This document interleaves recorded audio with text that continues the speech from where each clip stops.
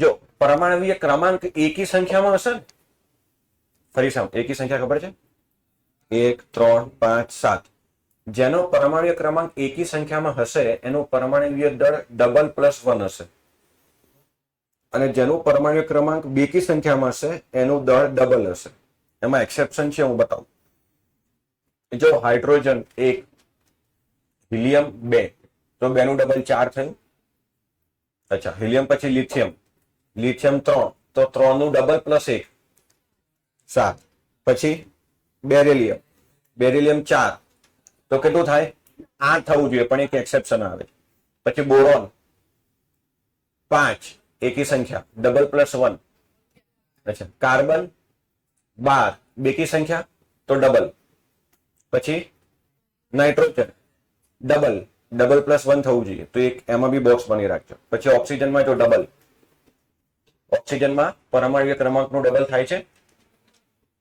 ફ્લોરિનમાં પરમાણ્વીય ક્રમાંકનું double plus 1, નિયોનમાં પરમાણ્વીય ક્રમાંકનું ડબલ, સોડિયમમાં ડબલ પ્લસ 1, મેગ્નેશિયમમાં ડબલ, એલ્યુમિનિયમમાં ડબલ પ્લસ 1, સિલિકોનમાં ફોસ્ફરસમાં ડબલ પ્લસ 1. પછી સલ્ફર ડબલ, ક્લોરીનમાં ડબલ પ્લસ 1.5 થાય છે, એટલે એમાં નહીં થતું પાછું, એટલે ક્લોરીનમાં એક્સેપ્શન કરો. ચલો, ક્લોરીન પછી આર્ગોન, ઓહો ડબલ કરતા ઘણું બધું, 18 છે પણ થાય છે કેટલું 40. પોટેશિયમ જુઓ ડબલ પ્લસ 1 અને કેલ્શિયમ ડબલ. તો એ 4 બોક્સ કર્યા ને તમે, બેરિલિયમ છે, નાઇટ્રોજન છે, એ 4 સિવાય જનરલી, અચ્છા આવો કોઈ નિયમ નથી, આખા આવર્ત કોષ્ટકમાં આવું થશે એવું નથી. આ તો આ બાળકે મને પ્રશ્ન કર્યો ને એટલે મેં યાદ રાખવાની એક ટ્રીક આપી કે પરમાણુ ક્રમાંક તો તમે 1 થી 20 સિક્વન્સમાં યાદ રાખેલા છે. પરમાણુ ક્રમાંક તો તમને ગમે ત્યારે પૂછવું ફાવે. કાર્બનનો ક્રમાંક કેટલો 6, તો દળ કેટલું, તો કે ડબલ. બરાબર. નિયોનનો પરમાણુ ક્રમાંક કેટલો 10, તેનું દળ કેટલું, તો કે ડબલ 20. સોડિયમનો પરમાણુ ક્રમાંક કેટલો 11, ડબલ પ્લસ 1 23. ક્લિયર? તો જો પરમાણ્વીય ક્રમાંક આવડતા હોય અને પરમાણ્વીય દળ આવડતું હોય તો તમને બેટા પ્રોટોન, ન્યુટ્રોન, ઇલેક્ટ્રોનની સંખ્યા શોધતા આવડે. આયન હોય તો ધન આયન હોય તો ઇલેક્ટ્રોન એટલા ઓછા કરવાના, અને ઋણ આયન હોય તો એટલા ઇલેક્ટ્રોન એડ કરવાના. આટલી વાત બી બરાબર છે. પછી આપણે કોમ્પ્લેક્સ અણુ પણ જોયા. કોમ્પ્લેક્સ અણુ એટલે જટિલ એટલે CO3-2, H2SO4. આ બધામાં પણ આપણે ઇલેક્ટ્રોન, પ્રોટોન, ન્યુટ્રોન શોધતા શીખ્યા. મેં કેટલાક પ્રેક્ટિસમાં આપ્યા હતા, તમે કર્યા? કોઈ ડાઉટ હોય તો પૂછી લો. એક બહુ મોટો અણુ છે કરીએ, C6H12O6. એ સિવાય ડાઉટ છે કઈ? કયો? C6H12O6 ઉદાહરણ લઈને સમજાવું છું, જોઈ જ નાખો.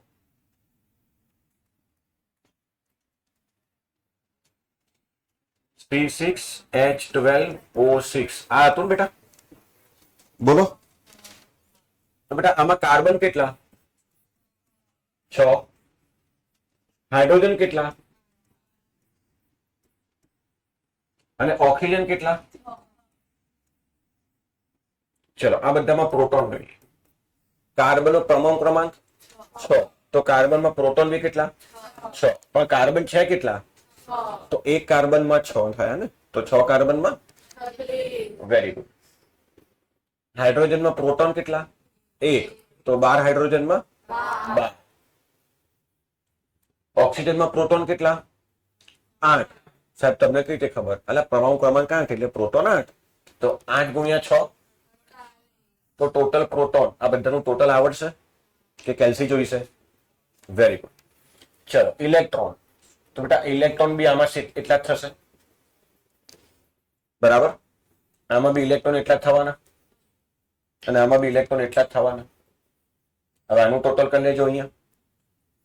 ન્યુટ્રોન બોલો, કાર્બનમાં કાર્બનનું દળ કેટલું છે 12, તો 12 - 6 કર્યા કેટલા આયા?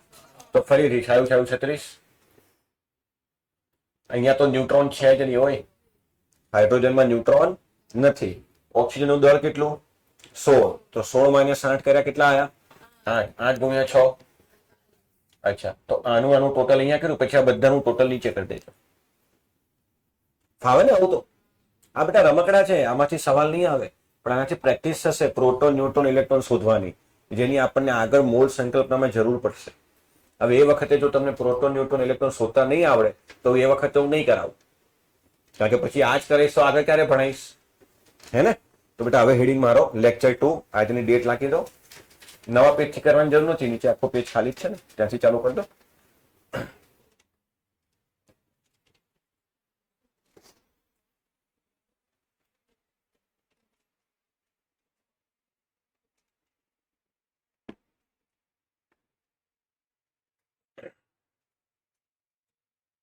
અચ્છા, હવે આમાં કોઈને બીજું ઉદાહરણ નથી કરવું ને?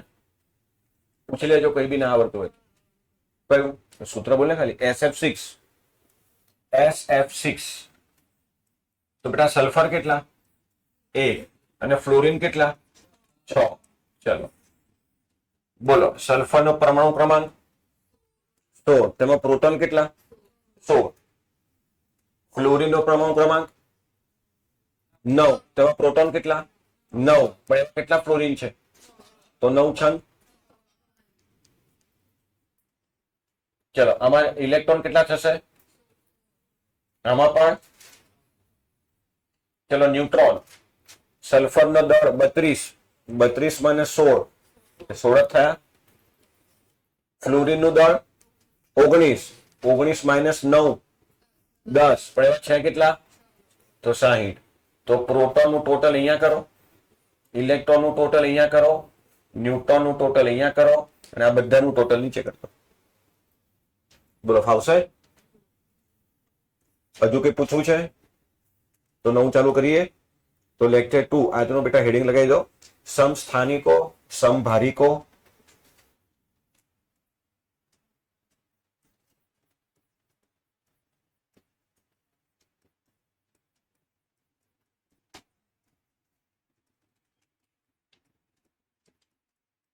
અને આઇસોટોન.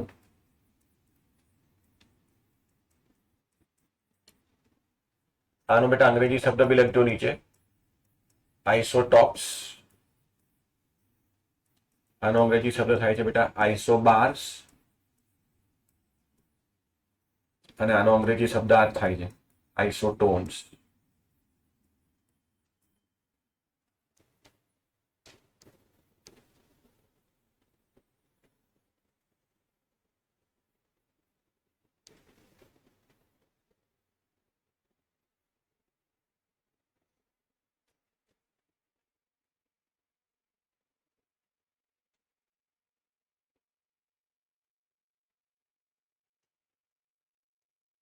ચલો તેમાં હેડિંગ મારો આઇસોટોપ્સ, એટલે કે સમસ્થાનિકો કોને કહેવાય?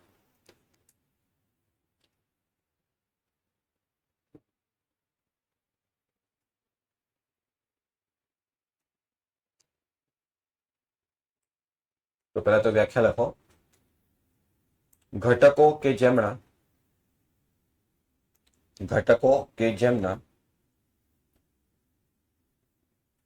પરમાણ્વીય ક્રમાંક સમાન હોય, ઘટકો કે જેમના પરમાણ્વીય ક્રમાંક સમાન હોય પરંતુ પરમાણ્વીય દળ જુદા જુદા હોય. ઘટકો કે જેમના પરમાણ્વીય ક્રમાંક સમાન હોય પરંતુ પરમાણ્વીય દળ જુદા જુદા હોય તેમને એકબીજાના સમસ્થાનિકો કહે છે. તેમને એકબીજાના સમસ્થાનિકો કહે છે.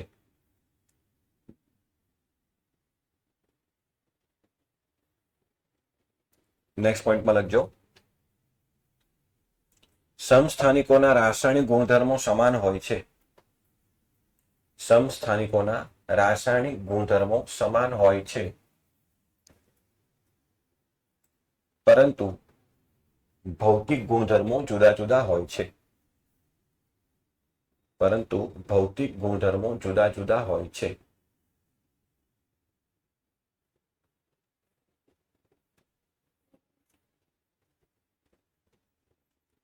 બેટા આ શબ્દ જે છે ને આઈસો, એ કેમિસ્ટ્રીમાં બહુ બધી વખત આવશે. આઈસો નો મતલબ થાય સમાન. શું થાય? સમાન. તો જો આઈસોટોપ્સ, આઈસોબાર, આઈસોટોન, આઇસોમર્સ, આઇસોમોર્ફસ, આ બધા શબ્દો આપણે ભણીશું. કેમેસ્ટ્રીમાં જ્યાં બી આઇસો શબ્દ આવે એનો શું મતલબ થાય? સમાન. પાછળ જે શબ્દ છે એના આધારે એની વ્યાખ્યા નક્કી કરવાની. તો સમસ્થાનિકો કોને કહેવાય? ઘટકો કે જેમના પરમાણ્વીય ક્રમાંક સમાન હોય પણ પરમાણ્વીય દળ કેવા હોય? જુદા જુદા. તો બેટા સમસ્થાનિકો, સમભાવિકો, આમાં ઓછામાં ઓછા બે ઘટકોની જોડ આપેલી હશે. આ એક રિલેટિવ મેટર થશે. હું કહી દઉં કે આ પદાર્થ સમસ્થાનિક છે તો આ વાક્ય અધૂરું છે. આ પદાર્થ સમસ્થાનિક છે આનો, તો બે પદાર્થની કમ્પેરિઝન થશે. હું તમને એવું ના કહી શકું કે હું જાડિયો છું. હું એવું કહી શકું કે હું આના કરતા જાડો છું પણ આના કરતા પતલું છું. તો અહીંયા કમ્પેરિઝન થાય. સમજાય છે? આમાં તમને કોઈ એક પદાર્થ નહીં આપે, ઓછામાં ઓછા બેની જોડ આપશે કે ભાઈ આ બંને વચ્ચે શું સંબંધ છે. ઓપ્શન એ સમસ્થાનિકો, સમભારિકો, એ રીતે. ખ્યાલ આવ્યો? બે થી વધારે હોઈ શકે, હા, પણ ઓછામાં ઓછા કેટલા હશે? બે. સિમ્પલ એક્ઝામ્પલ આપું જુઓ. જેમ કે 6C12 અને 6C14, આ બંને એકબીજાના સમસ્થાનિકો થાય. શું થાય સાહેબ? અમારે કઈ રીતે ઓળખવાનું? આ સરખું હોય આ, અને આ અલગ અલગ હોય. કેટલું ઈઝી. 4 ઓપ્શન આપ્યા હોય તો તમારે શું જોવાનું? નીચેની જે સંખ્યા લખી છે એને આપણે પરમાણ્વીય ક્રમાંક કહીએ છીએ. ઉપર જે સંખ્યા લખી છે એને શું કહીએ છીએ? પરમાણ્વીય દળ. તો જો આમાં પરમાણ્વીય ક્રમાંક સમાન આવે અને પરમાણ્વીય દળ જુદા જુદા આવે, થોડુંક મગજ પર જોર લગાવીને મને કહો, આ બંનેઓમાં પ્રોટોન, ન્યુટ્રોન અને ઇલેક્ટ્રોનમાંથી કોની સંખ્યા જુદી હશે જેના કારણે દળ જુદું જુદું આવ્યું? ન્યુટ્રોન. કારણ કે દળ જુદું થવા પાછળ કારણભૂત બે જ કણો છે, પ્રોટોન અને ન્યુટ્રોન. ભાઈ પરમાણુ દળ કોના આધારે ગણાય? કેન્દ્ર. કેન્દ્રમાં હોય ને દળ. પરમાણુ કેન્દ્ર કોના કારણે હોય? કેન્દ્રના કારણે. કેન્દ્રમાં કોણ હોય? પ્રોટોન અને ન્યુટ્રોન. હવે એક નવો શબ્દ સાંભળજો. પ્રોટોન અને ન્યુટ્રોન નું ટોટલ હોય ને બેટા, એને ન્યુક્લિયોન્સ કહેવાય. શું કહેવાય? ન્યુક્લિયોન્સ. તો ક્યાંક આવો શબ્દ વાંચો ને તો ગભરાવાનું નહીં. ક્યાં હાય આ શું આવી ગયું? હાય બાપા, હોય બાપા, મારા બાપા, તારા બાપા, આવું તો કે ભણાયું જ નહીં. ન્યુક્લિયોન્સ આવે એટલે શું સમજવાનું? પ્રોટોન અને ન્યુટ્રોન નું ટોટલ. તો તમને એવો જ શબ્દ પૂછે, હવે તમે ભણી ગયા છો કે કાર્બનમાં ન્યુક્લિયોનની સંખ્યા જણાવો. બોલો જવાબ શું આવશે? 12. કાર્બનમાં ન્યુક્લિયોન્સની સંખ્યા. તો કાર્બનમાં પ્રોટોન કેટલા? 6 અને ન્યુટ્રોન કેટલા? 6. તો બેનું ટોટલ કેટલું? આ તેને ન્યુક્લિયોન્સ કહેવાય. આવડશે કે વ્યાખ્યા લખાવો અલગથી? ન્યુક્લિયોન્સ એટલે પ્રોટોન અને ન્યુટ્રોન નું ટોટલ. ન્યુક્લિયસ એટલે બધા કેન્દ્ર થાય. ન્યુક્લિયોન્સ એટલે તેમાં રહેલા ઘટકો. ટૂંકમાં બે એવી જોડ છે જેમાં પરમાણુ ક્રમાંક કેવા છે? સરખા, પણ પરમાણ્વીય દળ કેવા છે? જુદા જુદા. તો એને શું કહેવાનું? સમસ્થાનિકો. શું કહેવાનું? સમસ્થાનિકોના પરમાણ્વીય દળ જુદા જુદા હોય છે. એનું કારણ શું? તો કે આમાં ન્યુટ્રોનની સંખ્યા જુદી જુદી હોય છે એટલે. બીજું ઉદાહરણ આપું છું. ઓક્સિજન 8, 16, ઓક્સિજન 8, 18, આ બંને એકબીજાના આઇસોટોપ થયા. શું થયા? સમસ્થાનિકો. એવી રીતે ક્લોરીન પણ બહુ ફેમસ એક્ઝામ્પલ છે. ક્લોરીન 35 અને ક્લોરીન 37, આ બંને એકબીજાના શું થયા? સમસ્થાનિકો. અને જે અત્યારે વર્લ્ડ વોર 3 ની સ્થિતિ સર્જાઈ છે ને, યુરેનિયમ 92, 232 અને યુરેનિયમ 92, 235, બોલો આ બી એકબીજાને શું થયા? સમસ્થાનિકો. એમાં રેડિયો એક્ટિવ જે એટમ બોમ્બમાં વપરાય આ છે. તો આવક કોષ્ટકમાં ઘણા બધા તત્વો એવા છે કે જેમના સમસ્થાનિકો છે, પણ આપણા કામના જેટલા છે એટલા ઉદાહરણ આપે. આ સિવાય તમને શું લાગે છે પ્રશ્ન પૂછાયો તો આમાંથી જ પૂછાશે કે કોઈ નવો બનાવશે? નવો બનાવશે. આ નહીં પૂછે, ધ્યાન રાખજો.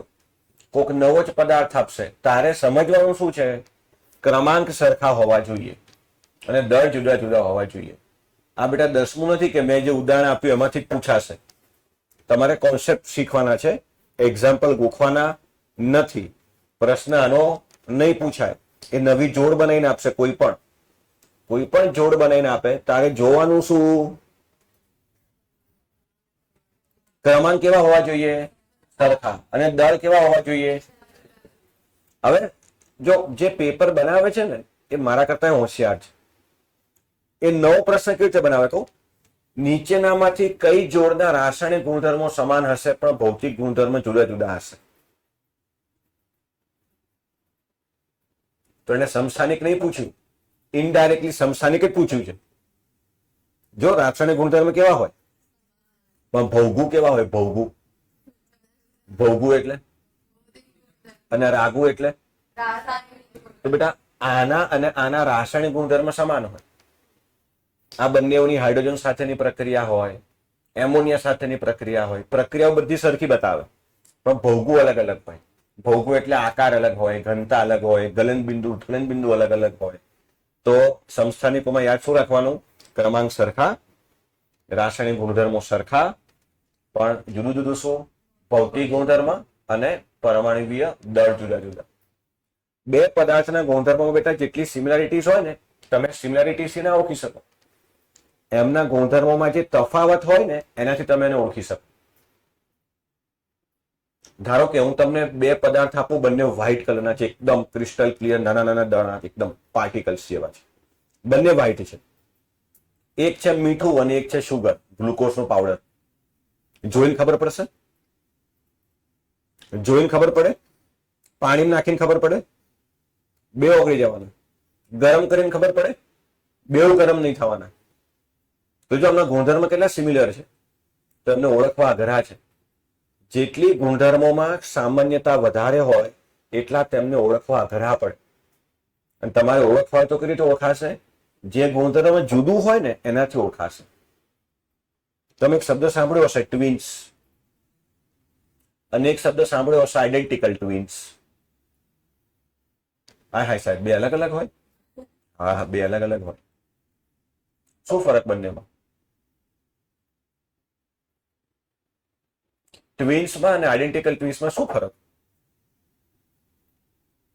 ટ્વિન્સ એટલે બેટા બે બાળકો.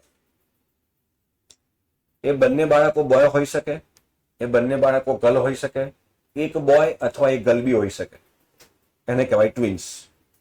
આઈડેન્ટિકલ ટ્વિન્સ એટલે બે બાબા હોય અથવા બે બેબી હોય.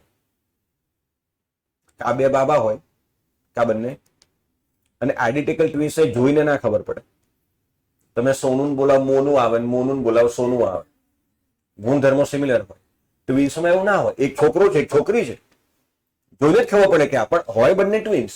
તમે જોયા હશે ને એવા કેસ, ભાઈ બહેન છે પણ બંને ટ્વિન્સ છે, બે ભાઈઓ છે પણ બંને ટ્વિન્સ છે, પણ ચહેરા અલગ અલગ હોય.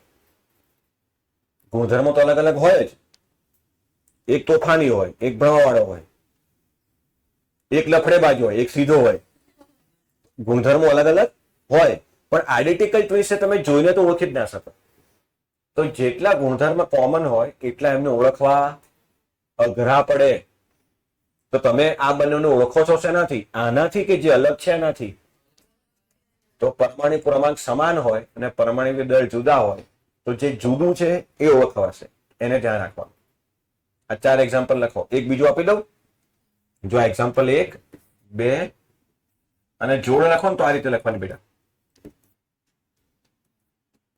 હાઇડ્રોજનના 3 સમસ્થાનિકો બહુ ફેમસ છે, તમે નામ સાંભળ્યું બી હશે.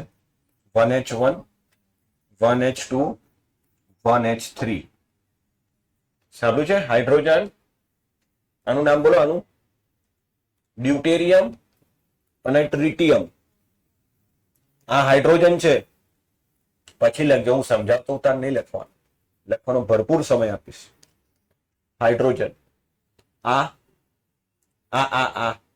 ડ્યુટેરિયમ, બોલતો ડ્યુટેરિયમ, અને આ ટ્રિટિયમ. હાઇડ્રોજનના 3 સમસ્થાનિકોમાં ટ્રિટિયમનું પ્રમાણ સૌથી ઓછું હોય, બહુ જ ઓછું. આ દુનિયામાં ટ્રિટિયમ 1.5 × 10⁻⁶% છે. That means 0.00001% જ છે. પણ છે. હવે કેમ કે આને ડ્યુટેરિયમ બોલીએ છીએ અને આને ટ્રિટિયમ બોલીએ છીએ, તો બેટા આને આ રીતે બી લખાઈ જાઓ. 1H1, 1D2, 1T3. બધાનો એક જ મતલબ થયો.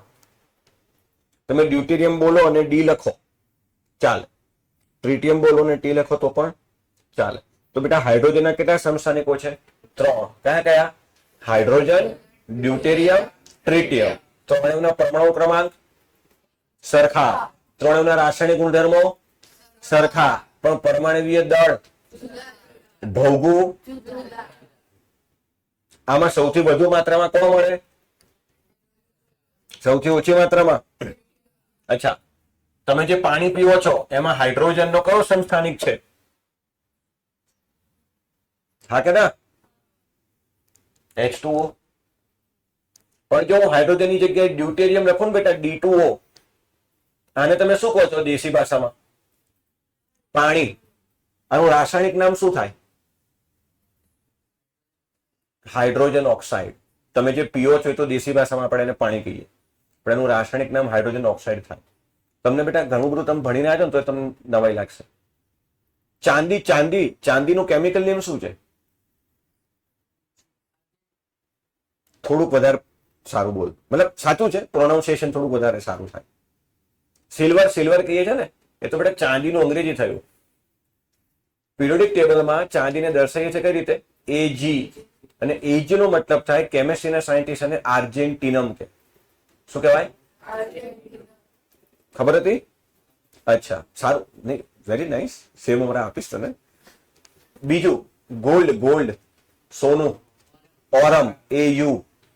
તો કેમિસ્ટ્રીમાં બેટા પીરિયોડિક ટેબલમાં ઘણા સંયોજનો એવા છે જેના નામ તમને ના ખબર હોય અને સંજ્ઞા બી અલગ અલગ હોય. બરાબર? જેમ કે ટંગસ્ટન બોલાય પણ લખાય W. બોલાય ટંગસ્ટન, લખાય W. બોલાય લેડ, લખાય PB. એટલે આ બધું ધ્યાન રાખવાનું. જે બોલી એટલે કેવું ના હોય. H2O ને બેટા આપણે પાણી કહીએ ને, D2O ને કહેવાય ભારે પાણી. હા, heavy water. This is water, this is heavy water. Yo. Heavy water heavy હોય. અચ્છા, તમે ક્યારે કોઈ પહાડી વિસ્તારમાં નાહવા જાઓ ને, ક્યાંક તમે રહેવા ગયા હોય, બહાર ફરવા ગયા હોય, અરવલ્લીની પર્વતમાળાઓમાં ક્યાંક, ત્યાં બહુ સોલ્ટી વોટર આવે પહાડી, તો તમે સાબુ ઘસો ને તો બહુ જલ્દી ફીણ ના વળે. તમે કદાચ એવો અનુભવ કર્યો હોય તો. હા, તો એ ભારે પાણી હોય તેવું થાય. તમે જે પાણીથી નાહો છો ને એમાં ડ્યુટેરિયમનું પ્રમાણ વધી ગયું. આપણે ઘરે નહીં તો પ્રોપર સાબુ લગે તો બરાબર ફીણ થાય ને, એ નોર્મલ વોટર છે. પણ જ્યાં દરિયા કિનારાની આજુબાજુમાંથી ક્યાંકથી નદી જતી હોય, આજુબાજુમાં ક્યાંક પહાડ હોય, એ વોટર સોલ્ટ વોટર વધારે હોય, એમાં ક્ષાર વધારે હોય, તો એમાં તમે સાબુ બરાબર બહુ ઘસો ને તો એ ફીણ ના થાય હરખું જોઈએ એવું. તો સમજી જવાનું તમે કયા પાણીથી નહીં રહ્યા છો? ભારે પાણી. પછી એક બહુ મસ્ત વસ્તુ કહું તમને, મારી જોડે ભણો છો એનો થોડો ફાયદો આપો. નીટ છે ને, નીટ, આપણે ધીરે ધીરે નીટના PYQ કરીશું. નીટમાંથી જે વસ્તુ શીખવાની છે એ છે કે નીટ વાળા NCERT માંથી લાઈનમાંથી કેવા સવાલ બનાવે. નીટ કરવાની બેટા પહેલો સક્સેસ મંત્ર છે 3 વસ્તુ. જેને નીટ ક્લિયર કરી હોય ને ધ્યાન રાખજો, સાહેબે 2 વર્ષ પહેલા કહી દીધું મારે આપવાની હતી પહેલા. NCERT. શું બોલ્યો? NCERT. 3 વાર એટલે બોલ્યો કારણ કે બેટા તારે 3 વાર વાંચવાની. 11મા ની 12માની NCERT તારે 3 વાર વાંચવાની, અને એ રીતે વાંચવાની કે લાઈન ટુ લાઈન અંડરલાઈન કરવાની. નીટ વાળા છે ને NCERT ની લાઈનમાંથી સવાલ બનાવે ને એ એમની ગજબ ક્વોલિટી હોય. ગજબ યારું, આ લાઈનનો મતલબ આવો નીકળે. તો NCERT ને કરી તે નીચોડી લેવી એ નીટ વાળા જોડથી શીખવાનો.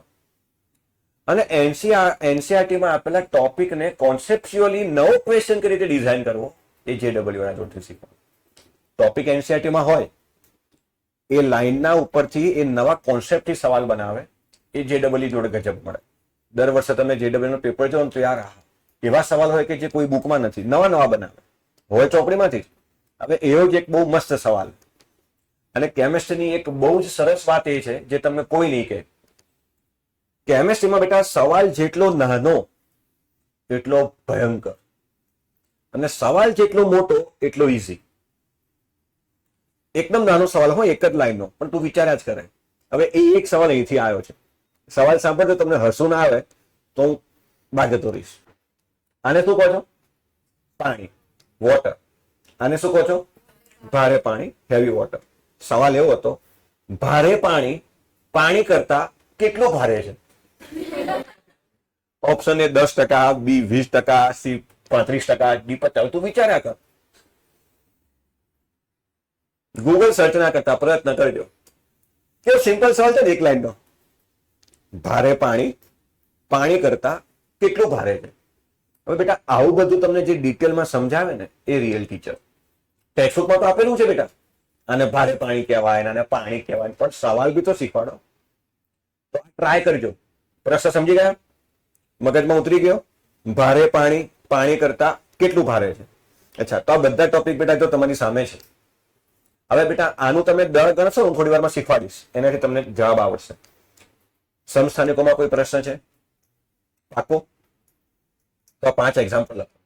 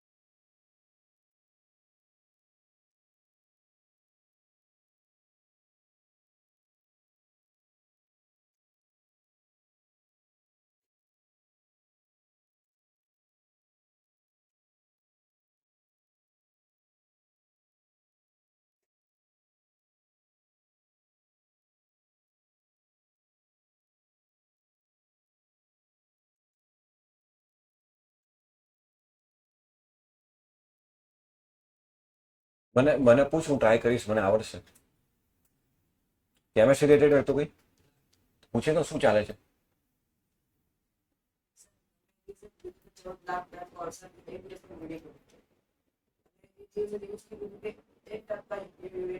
એક માઇક્રોગ્રામ.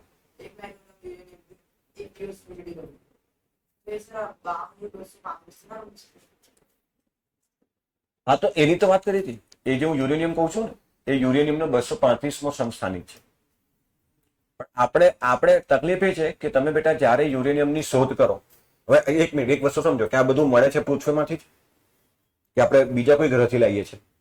અચ્છા, તો તમે જ્યારે ખાડો ખોદીને યુરેનિયમ નીકાળો ને, તો યુરેનિયમ મળે ને બેટા, એટલે યુરેનિયમમાં આ બંનેનું મિશ્રણ મળે. આ બંને ભેગા હોય. આ અલગ મળે, આ અલગ મળે એવું નહીં. યુરેનિયમ યુરેનિયમ છે. હવે એ યુરેનિયમમાંથી 232 વાળો તારે અલગ કરવો પડે ને 235 વાળો અલગ કરવો પડે. અને તારે એટમ બોમ્બ બનાવવો હોય તો આ વાપરવો પડે.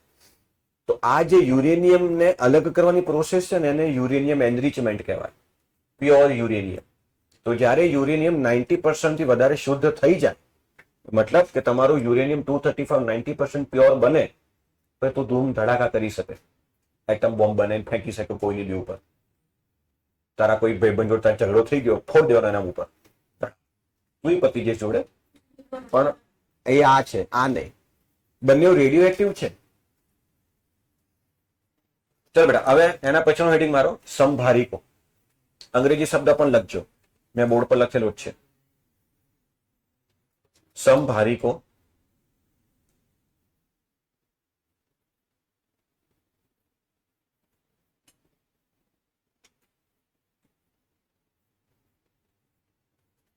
ઘટકો કે જેમના પરમાણવીય દળ સમાન હોય,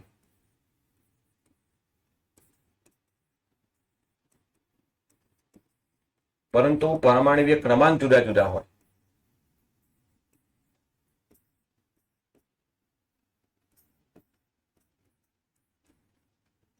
ફરી એકવાર, પરમાણવીય દળ સમાન હોય પરંતુ પરમાણવીય ક્રમાંક જુદા જુદા હોય.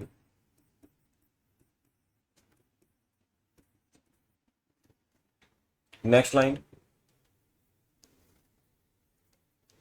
તેમના રાગુ અને ભૌગુ જુદા જુદા હોય છે. રાગુ એટલે હા, અને ભૌગુ એટલે ભૌતિક ગુણધર્મો. હવે બેટા આપણે શોર્ટમાં લખવાનું ને,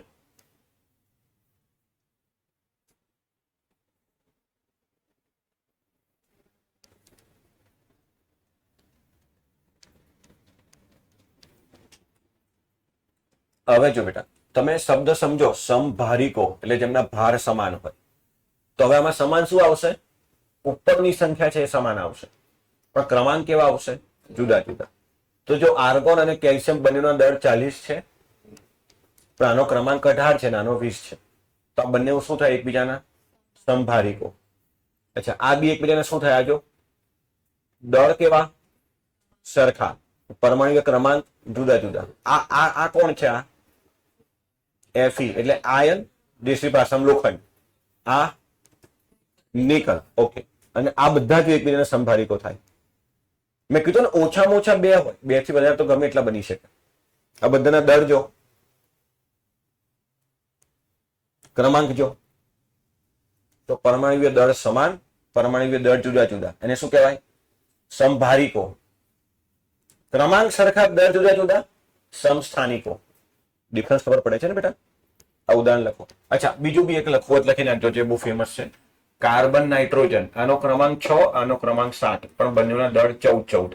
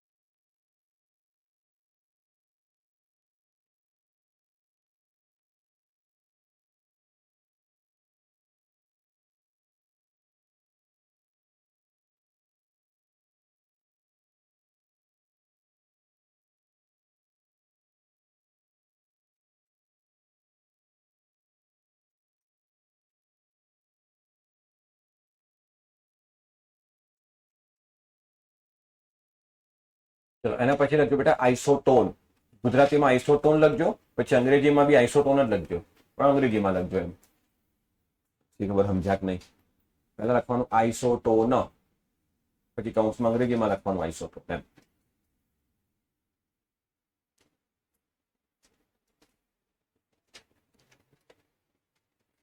લખજો. ઘટકો કે જેમાં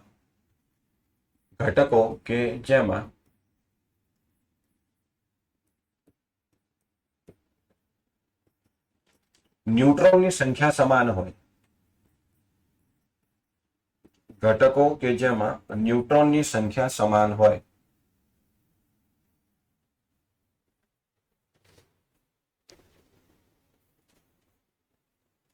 પરંતુ પરમાણ્વીય ક્રમાંક ને પરમાણ્વીય દળ જુદા જુદા હોય.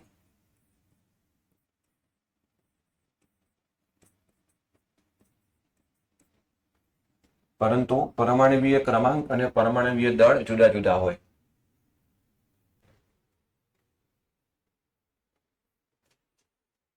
નેક્સ્ટ,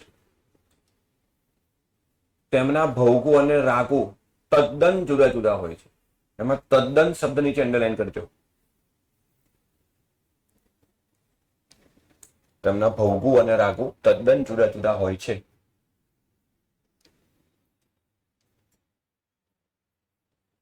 અચ્છા, સમભારિકોમાં શું લખ્યું? ભૌગો અને રાગો જુદા જુદા હોય છે. આમાં શું લખ્યું? તદ્દન જુદા જુદા હોય છે. લે સાહેબ, બેમાં ફરક શું? ફરક બેટા એટલો કે સમભારિકોની ક્યારેક એકાદ બે જોડ એવી આવે કે એમાં ભૌતિક ગુણધર્મ સમાન બને. ક્યારેક એકાદ જોડ, જેમ કે 100 જોડ છે, એમાંથી 2-5 જોડ એવી નીકળે કે જેમનો એકાદ બે ભૌતિક ગુણધર્મ સરખા આવે. આમાં ક્યારે નહીં આવે, તદ્દન જુદા જુદા. જેમ કે હું 100 સમભારિકો લઉં અને 100 આઇસોટોન લઉં, તો 100 આઇસોટોનના ભૌગો રાગો અલગ અલગ જ આવશે, કશું જ કોમન નહીં આવે. પણ 100 સમભારિકો હોય, એમાંથી એક કે બે જોડ એવી હોય કે જેમના એકાદ બે ભૌતિક ગુણધર્મો મળતા આવે. ક્લિયર? તો પેલામાં શું લખાય? જુદા જુદા હોય છે. આમાં શું લખાય? તદ્દન જુદા જુદા હોય છે. હવે બેટા આમાં છે જોઈને ના ખબર પડે. પેલા બે તો ઈઝી હતા ને. અચ્છા, નીચેનું સરખું આવ્યું, ઉપરનું અલગ અલગ આવ્યું, તો મારો દીકરો કહેવા માંડશે હા સાહેબ સંસ્થાનિકો. નીચે જુદું જુદું, ઉપર સરખું હોય તો આમ ડાન્સ કરવા માંડે, ઓહો સમભારીકો. હવે આમાં નીચે અલગ, ઉપર અલગ. હવે તારે આ બંનેનો તફાવત જોવા. ન્યુટ્રોનની સંખ્યા કેટલી આમાં? 14 - 6. આમાં કેટલી? 15 - 17 કરને યાર. આ બંનેમાં ન્યુટ્રોન સરખા છે એટલે એને આઇસોટોન ફોર ન્યુટ્રોન. અચ્છા, બીજી એક મસ્તની વાત કહું. આઇસોટોપ પ એટલે પ્રોટોનની સંખ્યા સરખી હોય. એમાં જો પરમાણુ ક્રમાંક સરખો છે. આઇસોટોપ. આઇસોટોન ન એટલે ન્યુટ્રોન સરખા હોય, ન એટલે ન્યુટ્રોન સરખા હોય. અને આઈસો 12 ભાર વજન સરખા હોય. શબ્દમાં જ કહી દીધું બધું, ટૂંકમાં યાદ રાખવા. આઇસોટોપ પ્રોટોન સરખા, આઇસોટોન ન્યુટ્રોન સરખા, આઈસો 12 ભાર દળ સરખા. હજુ એક આવશે આઈસો ઇલેક્ટ્રોન સરખો. આ ખબર પડી ગઈ બેટા? અચ્છા, આમાં ગણતો ન્યુટ્રોન 12. આમાં આમાં અરે બાપરે, આમાં બી. તો આ બધા એકબીજાને શું થયા? આઇસોટોન થયા. શું થયા બેટા? તો આ ત્રણેયમાં આઇસોટોન માટે શું કરવું પડે તમારે? ઉપરની સંખ્યામાંથી નીચેની સંખ્યા બાદ કરવાની, બંનેમાં સરખી આવે તો આઇસોટોન. પેલા તો બેટા જોઈને જ ખબર પડશે. આ સરખું ભાર સરખા, આઈસો ભાર. આમાં આ સરખું પ્રોટોન સરખા, આઇસોટોપ સમસ્થાનિક. પણ આમાં બેટા તમારે ડિફરન્સ લેવો પડશે. શીખ વાળા સમજે છે કે નહીં એ લખવા માટે.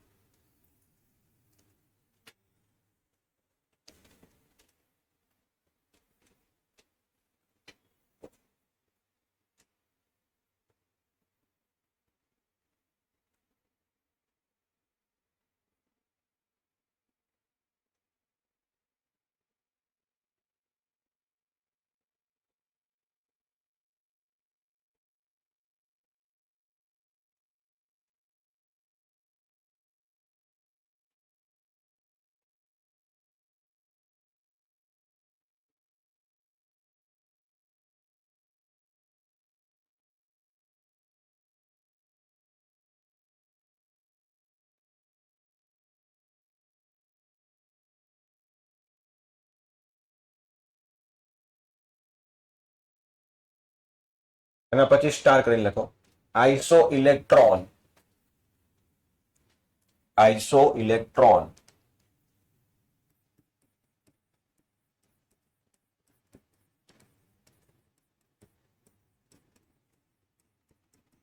અંગ્રેજીમાં બેટા આખું સેન્ટેન્સ લખજો. Iso electronic species. સ્પીસીસ એટલે ઘટક. Iso electronic species.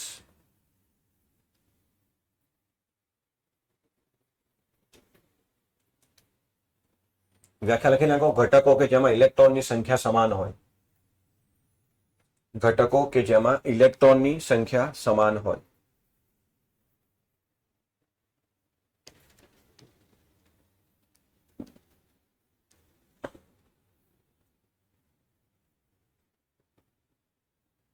નેક્સ્ટ એમાં લખજો. જુદા કેન્દ્રીય વીજભારના કારણે રાગુ જુદા જુદા હોય. જુદા કેન્દ્રીય વીજભાર.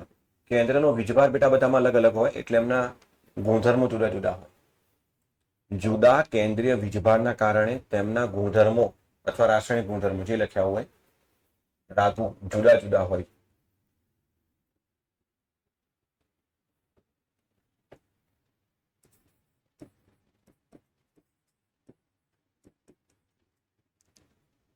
બોલો, Na+ માં ઇલેક્ટ્રોન કેટલા? 10. સોડિયમમાં કેટલા હોય બેટા? 11. ઉપર પ્લસ એટલે ઇલેક્ટ્રોન 1 ગયો, તો હવે કેટલા વધ્યા? 10. બોલો, મેગ્નેશિયમમાં ઇલેક્ટ્રોન કેટલા હોય? 12. પણ Mg+2 માં 10. આમાં બી 10 ઇલેક્ટ્રોન, આમાં 10 ઇલેક્ટ્રોન. તો આ બંને એકબીજાને શું થયા? આઈસો ઇલેક્ટ્રોન થયા. સમજે છે કે નહીં? બીજું ઉદાહરણ જો.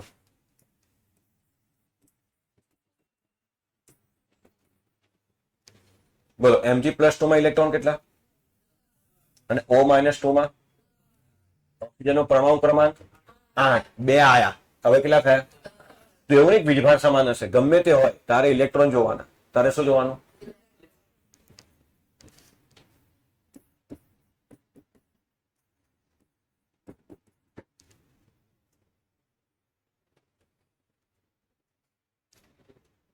Ca+2 માં કેટલા ઇલેક્ટ્રોન? 18 અને Mg+2 માં 10. તો બેટા આ આઇસોઇલેક્ટ્રોનિક નથી.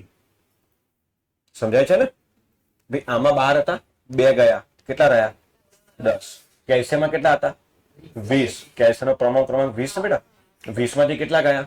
2. કેટલા રહ્યા? તો આમાં 18 છે, આમાં 10 છે. ના ચાલે, ઉલ્લુ બનાવ્યા.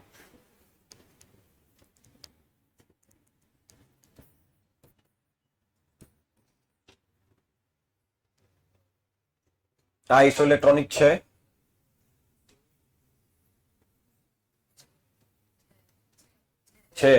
સલ્ફરમાં બી 18, ક્લોરીન માઇનસમાં બી 18. ભાઈ સલ્ફરનો પરમાણુ ક્રમાંક 16, 2 ઉમેરવાના. ક્લોરીનનો પરમાણુ ક્રમાંક 17, 1 ઉમેરવાના.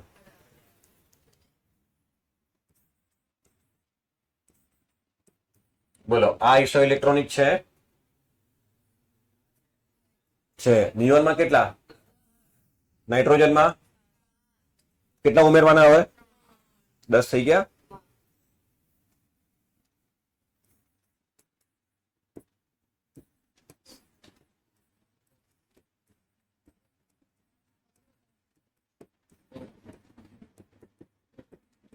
તો આ બધા આઇસોઇલેક્ટ્રોનિક છે. એક કરતા વધારે ગમે તે જોડ પૂછી લે ભાઈ. આ તો બધા આઇસોઇલેક્ટ્રોનિક છે.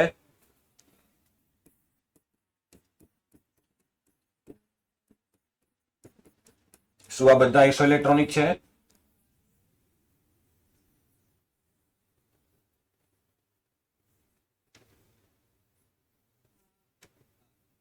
બોલો આમાં કેટલા ઇલેક્ટ્રોન? 18. આમાં 18, આમાં 18, આમાં 18, આમાં. તો બધામાં ઇલેક્ટ્રોન 18 છે ને બેટા. અચ્છા, અત્યાર સુધી જો બેટા મેં સૌથી વધારે એક્ઝામ્પલ આઇસોઇલેક્ટ્રોનિક સ્પીસીસમાં આપ્યા. કેમ? તો કે આના ઉપરથી ઘણી બધી વાર પ્રશ્ન પૂછાઈ જાય છે. તો આપણે જે ભણ્યા એમાં સૌથી અગત્યનું આ છે. નીચેનામાંથી આઇસોઇલેક્ટ્રોનિક સ્પીસીસની જોડ ઓળખી બતાવો. આવો પ્રશ્ન પૂછાશે. ચાન્સીસ વધારે છે નીટમાં. JEE માં આવા બેઝિક ક્વેશ્ચન ઓછા પૂછે છે. અચ્છા, હવે જે એક્ઝામ્પલ મેં કરાયા એમાંથી જ આવશે ને. નવો બનાવશે. Titanium+4, Ni+2, Fe+3, Sn+2 એવું કરશે. સમજાય છે? પણ અત્યારે આપણને ખાલી 1 થી 20 તત્વના પરમાણુ ક્રમાંક આવડે છે.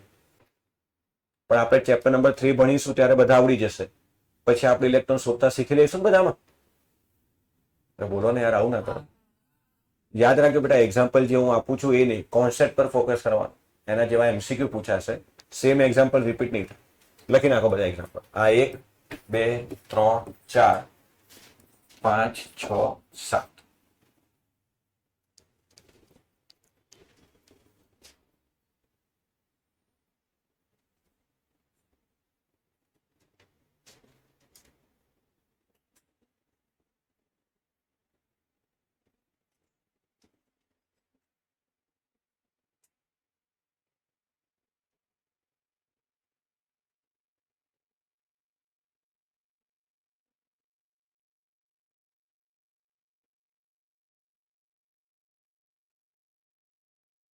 તમારા ગ્રુપમાંથી એક નથી આવ્યું આજે? એવું છે?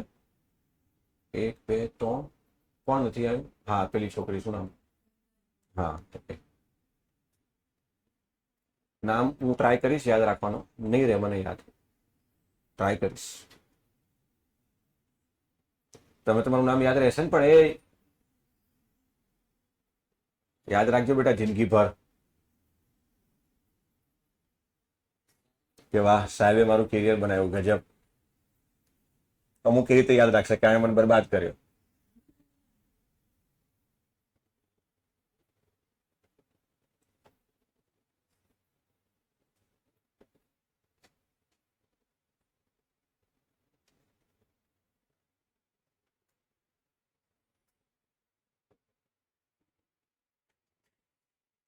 અચ્છા, આપણું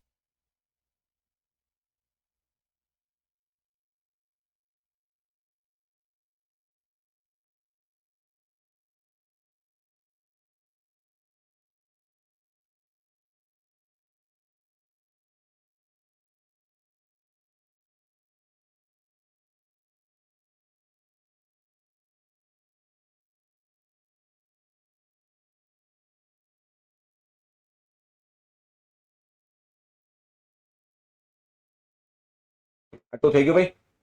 ચલો એના પછી 2-3 લાઈન છોડી દો, નવું હેડિંગ મારો.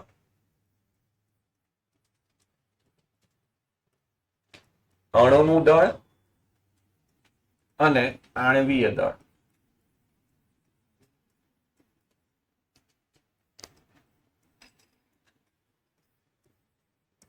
અંગ્રેજી બી લખજો.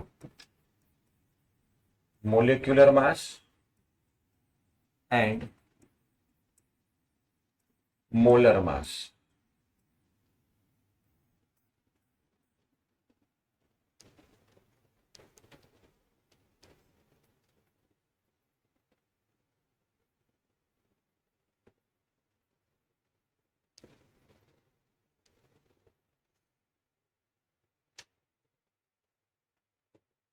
એમાં લખજો એક અણુના વજનને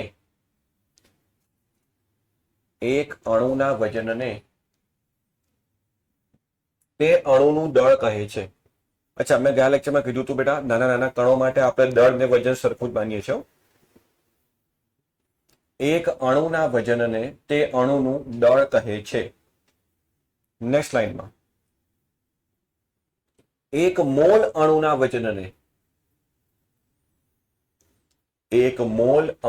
વજનને તે અણુનું આણ્વીય દળ કહે છે. એક મોલ અણુના વજનને તે અણુનું આણ્વીય દળ કહે છે. બેટા ચેપ્ટર 1 પતી બી જાય ને તો તમે તમારા ભાઈબંધોને પૂછજો, અમને આ બંનેમાં ડિફરન્સ જ નહીં ખબર હોય. અણુનું દળ અને આણ્વીય દળ એટલે શું? અણુનું દળ એટલે અણુનું દળ, પણ આણ્વીય દળ એટલે એક મોલ અણુનું દળ. એમાં એક મોલ શબ્દને અંડરલાઈન કરો, એના ઉપર વિસ્તારમાં વાત કરીશ. અત્યારે ખાલી થોડી હિન્ટ આપી દઉં. એક મોલ. અચ્છા, એક મોલ છે ને બેટા, હું મોલ સંકલ્પના ચાલુ કરીશ ને નેક્સ્ટ વીકમાં એટલે સમજાઈશ કે એક મોલ એટલે 6.02 into 10⁻23 ઘટક કણો થાય. બરાબર, પણ હજુ અત્યારે આની મારે વિસ્તારમાં વાત નથી કરવાની.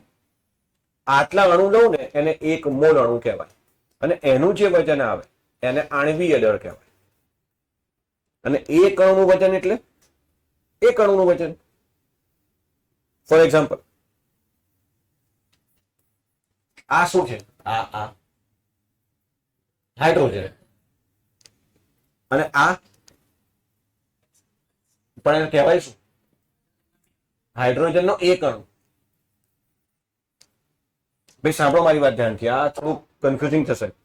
આવક કોષ્ટકમાં છે બેટા હાઇડ્રોજન તત્વ. કુદરતમાંથી આપણને જે મળે છે હાઇડ્રોજન વાયુ મળે. આ છે હાઇડ્રોજનનો એક પરમાણુ, એનું કેન્દ્ર. આ હાઇડ્રોજનનો બીજો પરમાણુ, એનું કેન્દ્ર. બંને ભેગા થઈને આ રીતે બંધ બનાવે અને આ બને H2 નો એક અણુ. પડી ખબર? આ છે હાઇડ્રોજનનો પરમાણુ, આ છે હાઇડ્રોજનનો પરમાણુ. હાઇડ્રોજનના બંને પરમાણુ એકબીજા વચ્ચે સહસંયોજક બંધથી જોડાય. તમે આવું નતા કરતા, ટપકા ટપકા નતા રમતા, દાના હતા ત્યારે આમ આમ આમ આમ. હા, તો આ શું બંધ બનાવ્યો છે? બંધ સહસંયોજક બંધ બનાવતા હતા ને આ રીતે, એ બંને જોડાઈ ગયા તો બન્યો હાઇડ્રોજનનો અણુ. તો અણુ શેનો બનેલો હોય બેટા? પરમાણુ. એક સરખા બે પરમાણુ ભેગા થાય, અથવા જુદા જુદા પરમાણુઓ પણ ભેગા થઈ શકે. એવું નથી કે સરખા જ ભેગા થાય. હવે સેમ વસ્તુ બેટા માની લે મારી પાસે છે ઓક્સિજનનો પરમાણુ, એ બીજા ઓક્સિજનના પરમાણુ સાથે જોડાય, શું બનાવે? ઓક્સિજનનો અણુ. અને ઓક્સિજનના અણુ માટે તમે આવી રીતે ટપ્પાઓ કરતા હતા, નાના નાના હતા ત્યારે રમતા હતા આવું બધું? બોલો. આ બંધ બનાવ્યા પછી આમ ગોળ કર્યું ને આ ગોળ કર્યું, આ શું હતું? આ O2 અણુ વાંચવી બંધ હોય. O2 અણુમાં શું હોય? તો આ અણુ કહેવાય, આ પરમાણુ કહેવાય. આવક કોષ્ટકમાં જે O છે ને એ ઓક્સિજન તત્વ છે, પણ કુદરતમાં ઓક્સિજન કયા સ્વરૂપે મળે? O2 અણુ સ્વરૂપે મળે. જે તમે શ્વાસમાં લો છો એ આ નથી, આ છે. સમજાય છે? એની વિસ્તારમાં વાત કરીશ. પદાર્થ, તત્વ, સંયોજન, મિશ્રણ, આ બધી વસ્તુ સમજીશું. અત્યારે મારે તમને ખાલી દળ શોધતા શીખવાડવું છે. બેટા આનું દળ કેટલું? હાઇડ્રોજનનું દળ કેટલું? યાદ નહીં રાખ્યું યાર, કેમ આમ કરો છો? 1. આનું તો આનું કેટલું થાય? 2. પડી ખબર? અચ્છા, આનું દળ કેટલું? આનું તો આનું કેટલું થાય? તો તમે અણુનું દળ શોધો ને, એમાં પરમાણુ દળનું ટોટલ જ થાય, કારણ કે અણુ બન્યો છે શેમાંથી? ભાઈ મારું 50 હોય, આનું 50 હોય, બંને એક જ વજન કાંટા પર ઉભા રહી છે, તમારે બેનું ટોટલ કરવાનું ને. તો આના જેવું છે, સમજાય છે? પણ આ એક અણુનું દળ છે. હું અહીંયા લખી નાખું કૌંસમાં. આનું છે બેટા 1 યુ, યુ બોલાય હો, યુનિટ, યુનિફાઈડ માસ. આ પણ 1 યુ, તો આ થશે 2 યુ. યુનિફાઈડ માસ ને એએમયુ પણ લખે છે ઘણી જગ્યાએ, એટોમિક માસ યુનિટ. અચ્છા, આનું કેટલું બેટા? 16 યુ. આનું કેટલું? તો આનું કેટલું? પડી ખબર? બોલો. તો 2 ઉદાહરણ લખો. પહેલું આકૃતિ સાથે દોરીને લખવાનું, બીજું ડાયરેક્ટ એમ લખવાનું. આ છે બેટા અણુનું દળ. હો, આણ્વીય દળ હવે સમજાવું. અચ્છા, કામ કરો, જોડે જોડે આ હાઇડ્રોજન વાળું બંધ બતાવી દેજો. આમ આમ ટપકા વાળું 10 કરતા એટલે યાદ આવે. પછી ઓક્સિજન હું બતાવું છું.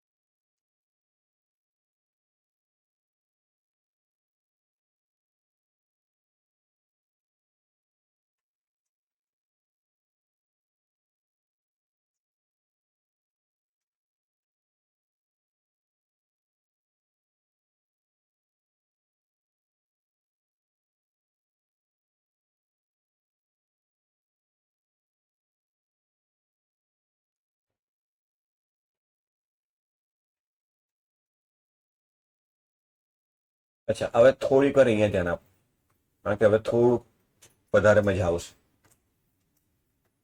3 શબ્દો આપું છું, 3. એક પદળ, બોલતો એટલે પરમાણ્વીય દળ, બોલવામાં ધ્યાન રાખજો. બીજું આ દળ, અણુનું દળ. અને ત્રીજું આખું બોલીશું આણ્વીય દળ. પદળ, અદળ, આણ્વીય દળ.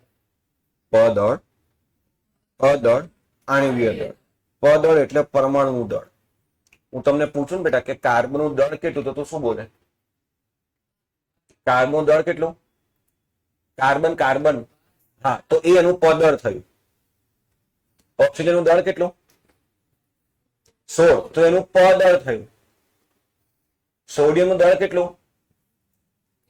એનું પદળ થયું. સલ્ફરનું દળ કેટલું? એનું પદળ થયું.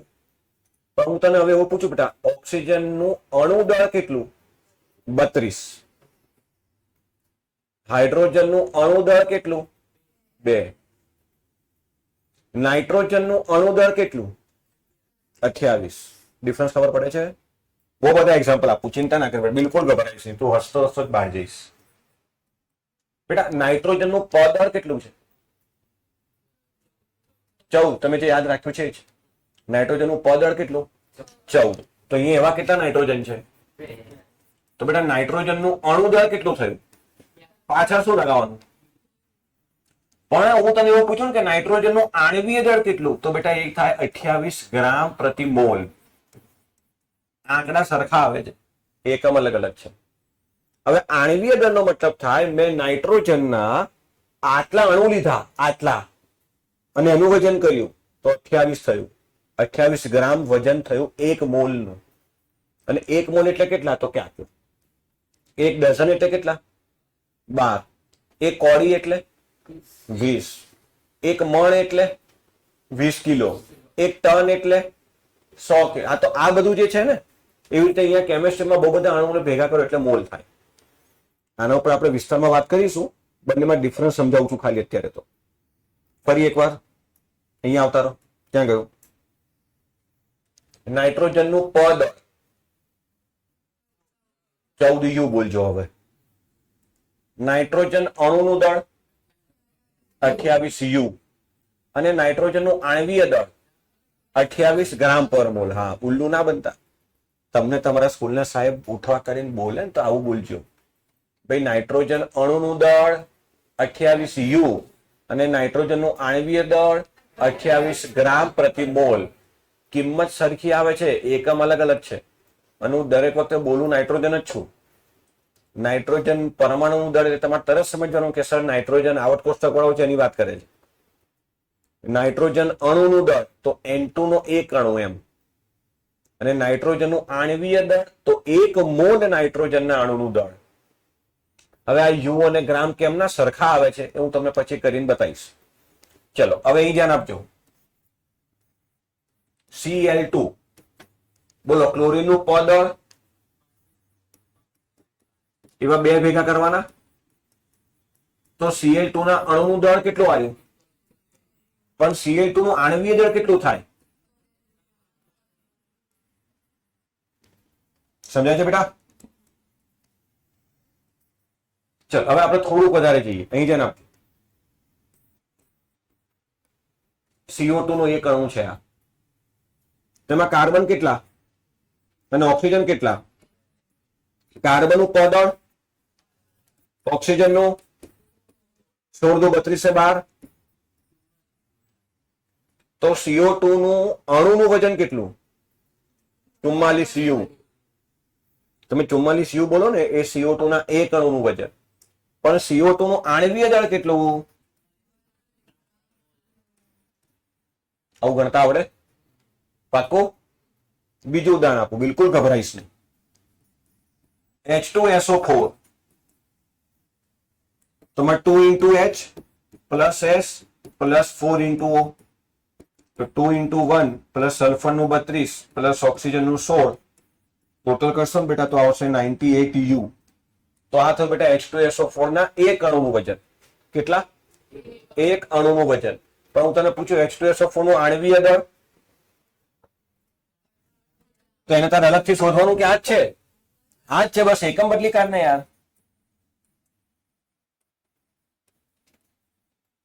તો તમને અણુનું દળ અને આણ્વીય દળમાં ડિફરન્સ ખબર પડે. આવા બહુ બધા એક્ઝામ્પલ આપું છું, પહેલા આટલું લખો.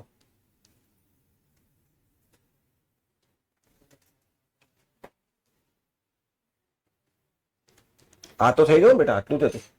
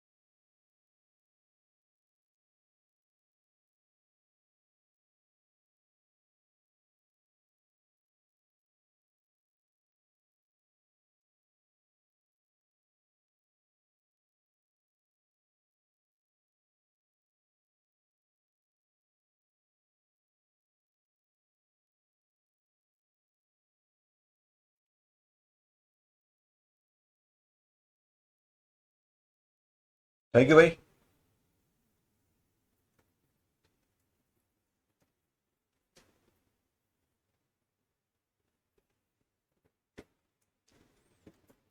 ચલો, જેને થઈ ગયું એના પછી HNO3 નું શોધો તો આ રીતે.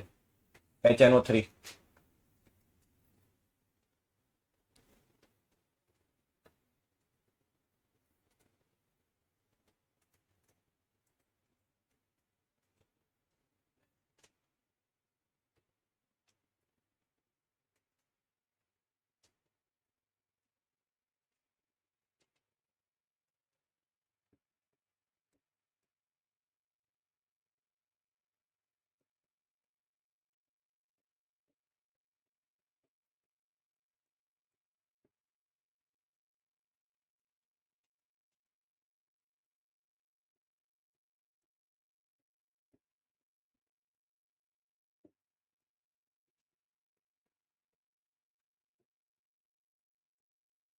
એક મિનિટ.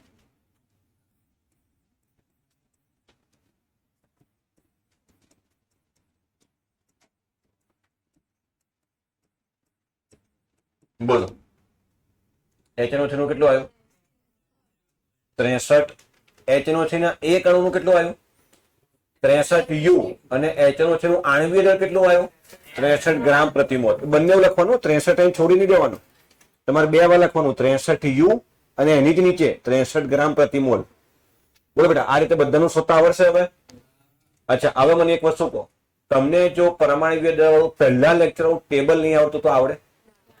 એટલે બધું લિંક છે બાળકો, એટલે હું કહું છું મારી વાત માનો. કન્ટિન્યુટી બ્રેક થઈ તો તકલીફ પડશે. હજુ એક લેક્ચર માફ. હવે તમને પરમાણ્વીય દળ મોઢે ના હોય ને હજુ તમારા પાના ફેરવીને જોવું પડે તો નેક્સ્ટ લેક્ચર સુધીમાં થઈ જવું જોઈએ. તમને બેટા જો કાર્બનનું દળ નહીં આવતું તો આ ટોટલ કેવી રીતે કરશો? આ ભણ્યા છો ને તમે બેટા, નટુ કોથળી, કટુ કોથળી, નાક કોથળી. નટુ કોથળી, કટુ કોથળી, નાક કોથળી. Na2CO3, K2CO3, એને કાર્બોનેટ, હાઇડ્રોજન કાર્બોનેટ. પણ એના માટે તમને બેટા પરમાણ્વીય દળ આવડવા જોઈએ ને. એટલે જ મેં પહેલા લેક્ચરમાં શું કરાયું, તમને પેલું કોષ્ટક કરાયું. અને 5મો, 6ઠ્ઠો, 7મો લેક્ચર આવતા આવતા તમને ગ્રીપ આવી જશે જો બેઝિક ક્લિયર હશે તો. નહીતર તમારામાંથી જ અમુક એવું કહેવા માંડશે કે કેમેસ્ટ્રી તો નહીં આવડે, અઘરું પડે છે. પછી એને ઉભો કરીને સલ્ફરનું દળ પૂછું તો ના આવડે તો પછી બેટા અઘરું પડશે. તું બીજો જન્મ લઈશ તોય અઘરું પડશે, અને તું લુઈસ જોડે ભણીશ તોય અઘરું પડશે, અને બ્રહ્મા, વિષ્ણુ, મહેશ જોડે ભણીશ તોય અઘરું પડશે. કારણ કે ભણવું તારે નથી, એમાં સામેવાળો શું કરે? પરમાણ્વીય દળ આવડશે? આ શોધી લેશો બધાનું. અને બધાનું ટોટલ જે આવે એમાં 2 વખત લખવાનું, 63 U, એની નીચે શું લખવાનું? 63 ગ્રામ પ્રતિ મોલ બંને લખવાનું. તો હોમવર્કમાં આટલા કરી લાવજો.